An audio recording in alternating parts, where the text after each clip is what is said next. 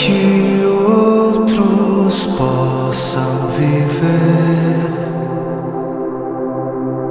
Vale a pena morrer para que outros possam viver.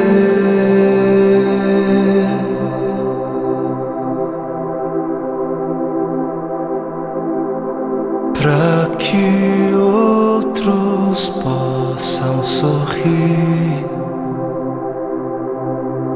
Vale a pena chorar para que outros possam viver.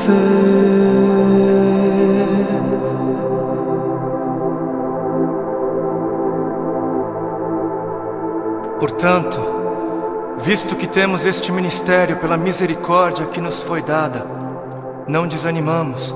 Antes, renunciamos aos procedimentos secretos e vergonhosos, não usamos de engano, nem adulteramos a palavra de Deus. Ao contrário, mediante a clara exposição da verdade, recomendamo-nos à consciência de todos diante de Deus. Pois não pregamos a nós mesmos, mas a Jesus Cristo, o Senhor, e a nós como escravos de vocês por causa de Jesus. De todos os lados somos pressionados, mas não desanimamos. Ficamos perplexos, mas não desesperados. Somos perseguidos, mas não abandonados. Abatidos, mas não destruídos. Trazemos sempre em nosso corpo o morrer de Jesus, para que a vida de Jesus também seja revelada em nós. Pois nós que estamos vivos, somos sempre entregues à morte por amor a Jesus, para que a sua vida também se manifeste em nosso corpo. De modo que em nós atua a morte, mas em vocês a vida. Por isso não desanimamos, embora exteriormente estejamos a desgastar-nos, interiormente estamos sendo renovados dia após dia, pois os nossos sofrimentos leves e momentâneos estão produzindo para nós uma glória eterna que pesa mais do que todos eles. Assim, fixamos os olhos não naquilo que se vê, mas no que não se vê, pois o que se vê é transitório, é passageiro, mas o que não se vê é eterno. Para que outros possam viver, vale a pena morrer. E nas palavras de 2 Coríntios capítulo 4 que nós acabamos de ler, para que outros possam viver, não apenas vale a pena morrer, como deve-se morrer. Deve-se. Para que outros possam viver, deve-se. É necessário morrer. É necessário morrer para que haja vida, trazendo sempre em nosso corpo o morrer de Jesus, para que a vida de Jesus também seja revelada em nosso corpo. Pois nós que estamos vivos, somos sempre entregues à morte por amor a Jesus, para que a sua vida também se manifeste em nós, de modo que em nós atua a morte, para que em vocês, para que em outros atue a vida. Assim como a semente que não morre não germina, assim como a semente que não morre é incapaz de gerar frutos, aquele que não morre é incapaz de gerar vida, é incapaz. Não fosse o sangue do Cordeiro, não fosse o sangue de todos os mártires que vieram antes de nós, não fossem aqueles que vivem como se não pertencessem a este mundo, não seríamos conhecedores das boas novas da vida, não seríamos. Mas se as coisas são assim, se isso é verdade, se isso reflete a realidade, se o Senhor teve toda a intenção de dizer exatamente o que Ele disse, por que é então que não morremos?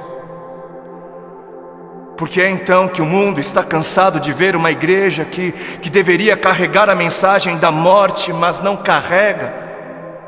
Não carrega. E não carrega porque ela mesma recusa-se a morrer.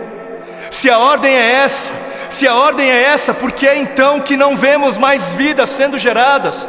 Nações sendo alcançadas em meio à voluntária entrega da vida por parte daqueles que se dizem cristãos? Por quê? Por quê? Porque existe algo de muito errado em nosso meio. Existe algo de muito errado em meio àquilo que chamamos de Evangelho do Reino de Deus. Evangelho do Reino de Deus. Não o Evangelho do Reino dos homens para os homens. Não o Evangelho do Reino desta terra para esta terra. Não o Evangelho do seu reino para você mesmo, para o seu próprio benefício. Mas o Evangelho do Reino de Deus para o benefício de Deus. E existe algo de muito errado porque estamos confundindo o Evangelho do Reino de Deus, que é para Deus, com outros evangelhos. E o povo, por falta de líderes que preguem o que o povo precisa ouvir e não o que o povo quer ouvir, o povo está adorando outros bezerros de ouro. E o grande bezerro de ouro dos nossos dias é a bênção. O grande bezerro de ouro dos nossos dias é a vitória, é a conquista, é o bezerro da prosperidade, é a saúde, é o meu bem-estar, é o meu conforto, é a minha necessidade, é o meu reino, é a minha vida. 7 passos para alcançar a bênção aqui, 40 dias de jejum da vitória ali, 12 maneiras para ser próspero um pouco mais adiante, e 318 formas para você fazer com que Deus faça aquilo que você quer que Ele faça. Não importa se Ele queira fazer ou não, porque afinal o modelo de Jesus, não seja feita a minha vontade, mas a sua, serve para Jesus, serve para o Filho de Deus, não serve para mim, não serve para a igreja. Quantos já foram a alguma campanha que dizia campanha do negue-se a si mesmo, campanha dos 3 passos para morrer, ou a campanha das 7 maneiras de amar ao seu próximo como a si mesmo, campanha de 40 dias de jejum para que eu possa carregar a minha cruz? Não? Nunca foi? Por que não? Ora, porque não é isso que é importante. Não é isso. Porque o importante é eu ter o carro do ano. Porque o importante é eu ser abençoado. O importante é eu mostrar o quão abençoado sou. Preciso mostrar. Eu preciso mostrar. Porque afinal de contas, se ando de carro importado, é porque Deus me deu, né? Deus me deu. Porque é muito óbvio que Deus está muito mais preocupado com o meu ego. Eu sou tão espiritual e abençoado que é muito óbvio para mim, e é muito óbvio só para mim, que Deus está mais preocupado em colocar dinheiro nas minhas mãos para que eu possa comprar coisas caras e tolas, do que está preocupado em colocar recursos sob os meus cuidados para que eu possa de alguma maneira aliviar a dor dos aflitos.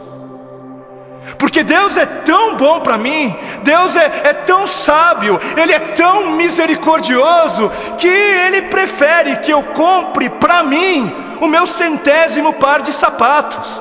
Ele prefere, Ele prefere que eu faça isso mais do que prefere que eu compre algumas marmitas para dar de comer às crianças de rua.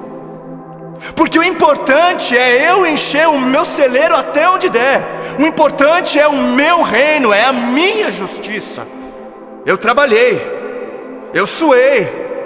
Não foi Deus quem me deu, não foi Deus quem me abençoou, não foi eu quem ganhei. É justo, eu trabalhei, é meu. Porque o importante é eu viver como se não houvesse morte. E Deus que me livre de pensar em morte.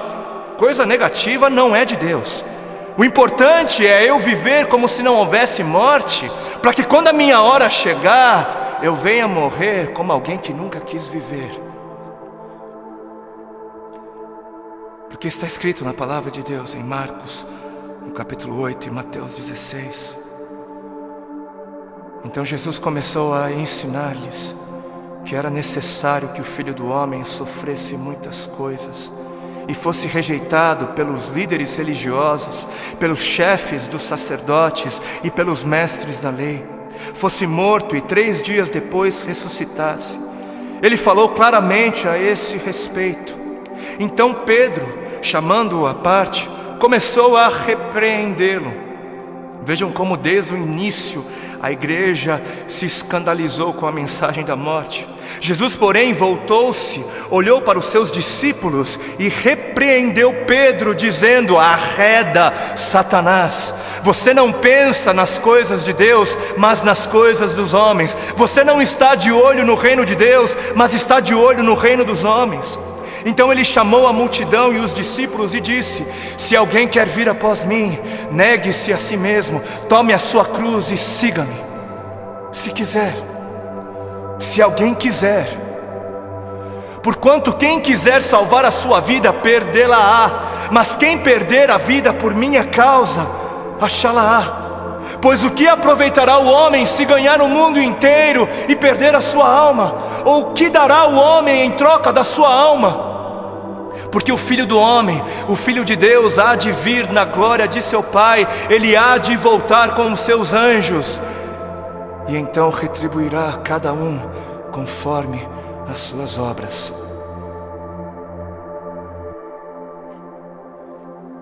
Quem fizer de tudo para garantir a sua vida neste mundo, não merecerá a vida no outro.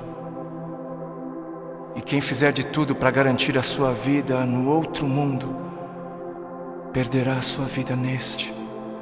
Perderá o controle da sua vida neste mundo. Quem viver de olho nos tesouros deste mundo, receberá somente aquilo que este mundo é capaz de dar. Mas quem viver com os olhos fixos no tesouro eterno, este receberá, este haverá de receber aquilo que a eternidade tem para dar. Entendam algo. Sabem por que existem religiosos fanáticos que se matam, que se suicidam, que dão as suas vidas para serem destruídas? Sabem por quê? Porque eles estão pensando na eternidade, eles estão de olho na eternidade. E sabe por que você se recusa a negar-se a si mesmo e entregar o controle da sua vida a Deus? Porque você está pensando demais nesta vida. E mais, sabem por que é que estes fanáticos acabam dando as suas vidas? Porque eles passaram a vida toda, a vida inteira, ouvindo de seus mestres que morrer é algo valioso. Eles passaram a vida toda ouvindo de seus mestres que morrer é algo bom, é algo nobre, é algo honroso, que morrer gera vida. Gera vida. Mas e a igreja? Mas onde está a igreja? Onde está a voz profética? Onde estão os que pregam a verdade? Onde estão os que pregam morram? Onde estão os mestres de Deus a gritarem morram? Morram, para viver morram, por amor a Cristo morram, por amar a Deus acima de tudo morram. Onde estão?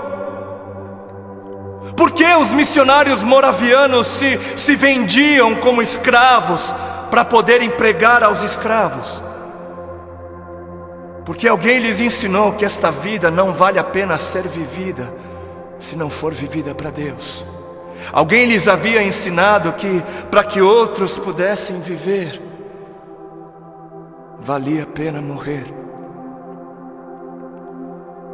Enquanto muitos parecem estar fascinados demais com mestres que pregam apenas vida nesta vida, mestres que distorcem o significado de vida em abundância. Apesar disso, existem alguns remanescentes, existem ainda alguns que se recusam a se prostrar diante dos bezerros de ouro, existem ainda alguns que se permitem ser afligidos por amor a Cristo. Alguns que entenderam a voz do Espírito de Cristo, do Cristo que deu o exemplo a ser seguido, não apenas em vida, mas na morte de cruz, e são capazes de dizer: já não sou eu quem vivo, mas Cristo vive em mim. Cristo vive em mim. Amados, a vida é para os que creem. E os que creem não têm medo da morte, não devem ter medo da morte. Quem tem medo da morte não crê. E quem não crer, não viverá. E eis que a morte é o maior medidor da fé. Os que morrem são os que creem. E termino com um texto bíblico que está em 2 Timóteo, capítulo 4, nos versículos 2 ao 4. Diz assim: pregue a palavra, pregue a palavra, esteja preparado a tempo e fora de tempo, repreenda, corrija, exorte com toda a paciência e doutrina. Por quê? Porque chegará o tempo em que não suportarão a sã doutrina, chegará o tempo em que não suportarão os caminhos de Deus, os pensamentos de Deus. Ao contrário, sentindo coceira nos ouvidos, juntarão mestres para si mesmos, segundo as suas próprias cobiças. E estes se recusarão a dar ouvidos à verdade, se recusarão, voltando-se para as fábulas, preferindo acreditar nos mentirosos finais felizes. Que este não seja você, para a glória de Cristo Jesus. Amém.